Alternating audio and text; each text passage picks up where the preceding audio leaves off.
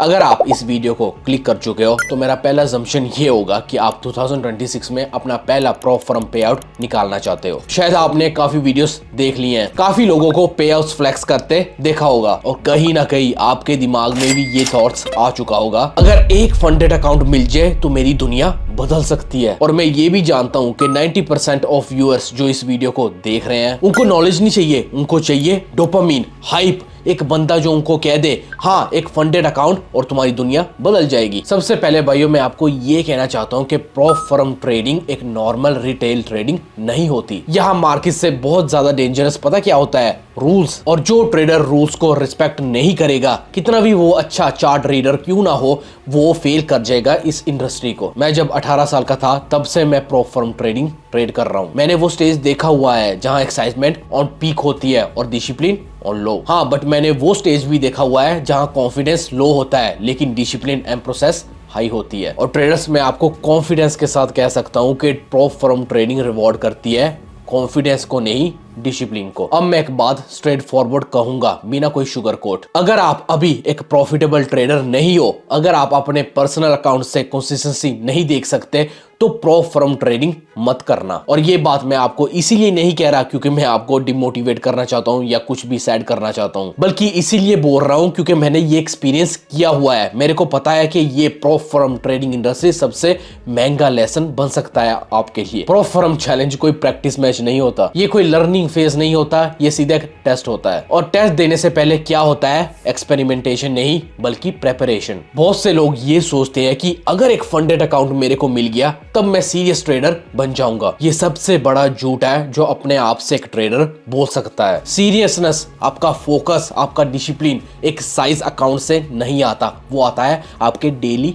Habit से। अगर आप एक छोटे अकाउंट को कुछ नहीं मार रहे, वहां रूल्स तोड़ रहे हो, तो आपकी ये हैबिट लॉन्ग टर्म में भी आएगी, एक बड़े अकाउंट में भी आएगी। भाइयों आप लॉजिकली सोचिए, अगर आप छोटे लॉसेस को एक्सेप्ट नहीं कर पा रहे तो आप बड़े लॉसेस को कैसे हैंडल करोगे, कैसे पैनिक नहीं करोगे? इसीलिए प्रॉप फर्म ट्रेडिंग आपको एक बेटर ट्रेडर नहीं बनाती, सिर्फ आपको एक्सपोज करती है। जो आपकी पहले से बैड हैबिट्स है वो फंड एनवायरनमेंट में 10x हो जाती हैं। इसीलिए सबसे पहले पहला फेज होना चाहिए पर्सनल अकाउंट। ऐसा अकाउंट जहां आप कंफर्टेबल हो, रिस्क लेने से नहीं डर रहे, जहां आप बिना प्रेशर के साथ अपनी स्ट्रेटजी को फॉलो कर सको। जब तक आप ये नहीं कह सकते कि हाँ ये अकाउंट को तो मैं बिना प्रेशर के साथ, बिना रिवेंज ट्रेडिंग के साथ और बिना एक्साइटमेंट के साथ ट्रेड कर रहा हूं, तब तक प्रॉप फर्म ट्रेडिंग को सोचना भी मत। क्योंकि प्रॉप फर्म ट्रेडिंग में प्रेशर ऑटोमेटिकली आ जाता है। टारगेट का प्रेशर, ड्रॉडाउन का प्रेशर, टाइम का प्रेशर और घर वालों का प्रेशर। भाइयों अगर आपका फाउंडेशन वीक होगा तो आपका स्ट्रक्चर भी ऑटोमेटिकली गिर जाएगा ना। Most of the traders strategy को सिर्फ एंट्री समझते हैं, यहाँ बाई वहां सेल, लेकिन प्रोफेशनल ट्रेडर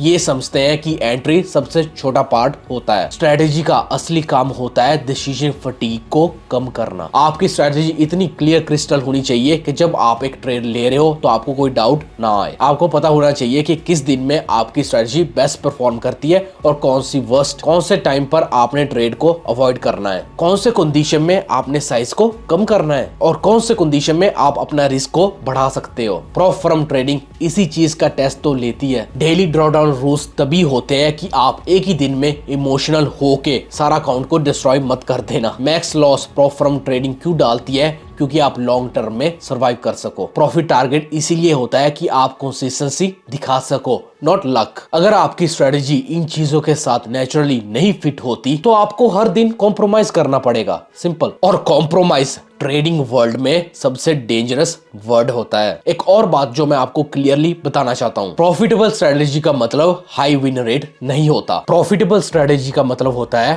कंट्रोल्ड लॉसेस। जो ट्रेडर लॉस से फियर करता है वो प्रॉप फर्म में कभी पास नहीं होगा। भाई आप ट्रेडिंग में लॉसेस को अवॉइड कर सकते हो? बिल्कुल नहीं कर सकते, आपको सिर्फ कंट्रोल करना होता है। अगर आप एक लॉस के बाद इमोशनल हो जाते हो, शेक हो जाते हो, तो आप डेली ड्रॉडाउन को हिट करोगे ही करोगे। अगर आप रिवेंज ट्रेडिंग करोगे तो फिर आपका मैक्स लॉस वेट करता होता है। और हाँ, आपकी स्ट्रेटेजी बोरिंग होनी चाहिए। अगर आपको हर दिन ऐसे लगता है कि स्ट्रेटेजी में आपको कुछ ना कुछ बदलना होता है, कुछ जरूरी लगता है आपको कि you have to modify, then अभी आप ट्रेडर नहीं बने। प्रोफेशनल ट्रेडर कभी भी मार्केट से अटैच नहीं होते, वो अटैच्ड होते हैं रूल्स के साथ। कभी कभी एक ऐसा वीक आता है जहां आप एक ट्रेड लेते ही नहीं, और वही वीक आपका सबसे ज्यादा प्रॉफिटेबल होता है। जब स्ट्रेटेजी स्टेबल हो जाती है, फिर आता है दूसरा stage, when you have to choose the prop firm. यहाँ भी लोग जल्दी कर देते हैं, वो सोचते हैं हाँ ये प्रॉप फर्म तो फेमस है, ये सब यूज करते हैं, मैं भी यूज करूंगा। लेकिन फेमस होना और कंपैटिबल होना दोनों अलग चीजें हैं। आपको ये भी नोटिस करना होता है कि ड्रॉडाउन ट्रेलिंग है या स्टैटिक है, डेली लॉस का कैलकुलेशन